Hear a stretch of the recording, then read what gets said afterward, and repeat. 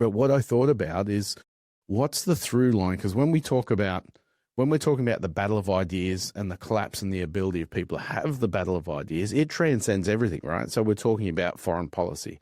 We're talking about economics. We're talking about what's education look like? What does health look like? What's the family look like? What's law and order look like? It's everything.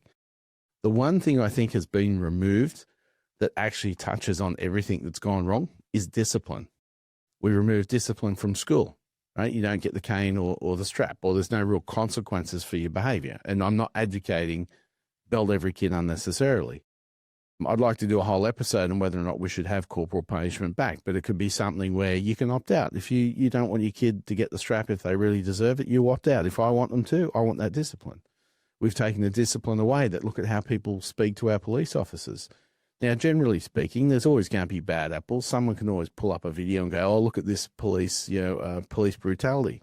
Yeah, but there's hundreds of millions of police interaction on a weekly basis, and most of them aren't that. So why should you be able to spit in a policeman's face, tell him to fuck off, give him the bird, right? There's no discipline there. The individual has no discipline on credit. Just tap, tap, tap your card all the time instead of you can't afford that. You make a coffee at home. You can't afford to buy that car. You can't afford that holiday. You're borrowing too much for your car. There's no discipline in terms of how people dress when they go to work now. So it's not like you're expected to turn up with your hair cut and looking neat and your shoes shine and presented.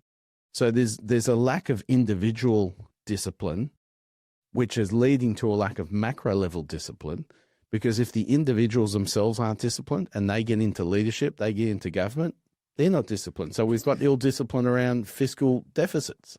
Yeah, that's what I was going to say, Dave. So the government, in that example where you said in terms of credit, tap, go, tap, go, tap, go, tap, go, tap, go, all good. That's modern Western government. Oh, yeah, that's right. Because basically governments have got the ability, and we've spoken about this on multiple occasions, to print money. Yep, and we need to remove that. That's right. But even like the debt ceiling in the US, our